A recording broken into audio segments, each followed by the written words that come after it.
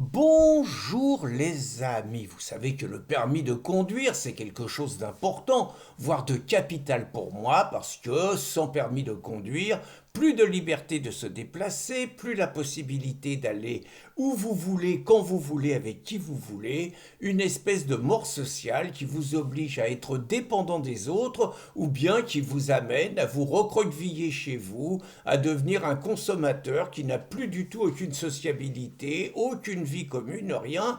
Et c'est vrai que chez moi, c'est une hantise, d'autant plus que je viens de lire des chiffres quand même de plus en plus inquiétants. Alors je viens de lire que 700 000 personnes en France, alors on donne souvent des chiffres, je ne sais pas comment ils arrivent à savoir ça, mais il paraîtrait que 700 000 personnes en France conduiraient sans permis de conduire. Et j'ai lu également quelque chose d'aussi étonnant, c'est que il y aurait sur les gens qui obtiennent le code, il y aurait 40% de fraude, c'est-à-dire de personnes qui obtiendraient le code de manière pas tout à fait légale. Et je vous avoue que ça m'étonne pas. Je me suis toujours posé la question pour quelques personnes, on va dire, qui vivent dans ce qu'on appelle les quartiers populaires et vu le niveau, je me suis toujours posé la question de savoir comment ces gars-là réussissaient à avoir le permis de conduire. Je suis convaincu qu'il y a des trafics pas mal, ça se limite pas à cet endroit-là, mais je pense que ça serait intéressant à creuser.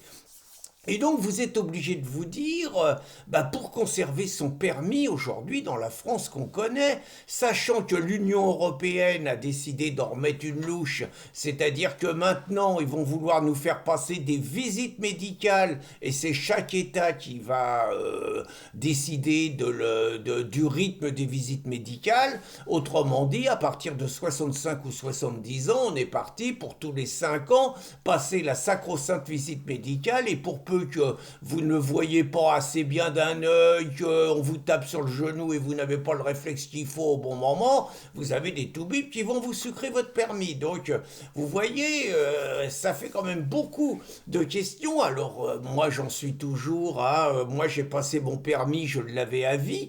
Aujourd'hui, l'idée du permis à vie, c'est terminé. Vous ajoutez à ça les ZFE qui vont vous interdire d'aller dans les villes, même s'il y a une belle contre-attaque française, hein, des mecs comme Alexandre Jardin, Reconquête, ils font un bon boulot, les députés du Rassemblement national, Pierre Morin, il fait également un excellent boulot là-dessus, je ne sais pas s'ils vont gagner ou pas.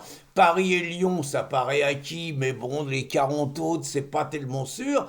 Mais il n'empêche, vous êtes confronté à une question, d'abord, comment on peut perdre son permis? Ah bah ça peut aller très vite, hein. Je me rappelle, j'avais fait un stage. J'en ai fait deux, hein. Bon, moi j'ai réussi à sauver mon permis, j'ai fait deux stages, je me suis jamais fait choper à la sortie d'un restaurant où je pense que de temps en temps vous sortez d'un resto, je suis pas sûr que vous ayez bu que deux verres de vin, hein, ou vous sortez d'une fête chez un copain. Moi j'ai toujours trouvé que ce qui comptait c'était la manière dont vous conduisiez et pas le fait que vous ayez bu trois ou quatre verres de vin, mais ça c'est un sujet les gens peuvent pas entendre, donc faut déjà pas se faire gauler pour garder son permis, il faut pas se faire gauler en sortant d'un restaurant ou d'une fête. Déjà, vous prenez 6 ou 8 points. Sur 12, il en reste pas beaucoup, hein. Et puis, vous pouvez perdre votre permis. Par exemple, il y a une municipalité qui va vous mettre 5 stops en 1 kilomètre. Hein, c'est nouveau, vous n'avez pas vu. Bon, les 5 stops à certaines heures, vous savez qu'il n'y a personne. Vous arrivez doucement, au lieu de marquer le stop complètement, bon, vous glissez un peu puis vous passez. Vous êtes pris 5 fois, ça y est, vous avez plus de permis. J'exagère pas, hein, j'entendais des personnes qui me témoignaient de ça. Naturellement, le coût du téléphone, vous avez votre téléphone, vous êtes à l'arrêt à un feu rouge, un flic qui passe, il vous verbalise. Vous avez même pas besoin de conduire pour ça. Je vous dis pas les radars qui sont évidemment placés toujours au bon endroit. Toujours est-il que le permis à points, c'est vraiment une menace essentielle et c'est un truc qu'il faudrait abroger. Je vous rappelle qu'Éric Zemmour avait proposé d'abroger le permis à points. Après, il y a la vraie question. Le mec, il a son entreprise. Par exemple, le gars, il est obligé de conduire. Il a son entreprise. Il doit faire vivre sa boîte, assurer des salaires, assurer des contrats. Et le mec, on le fait chier. Il a plus de permis de conduire. Qu'est-ce qu'il fait?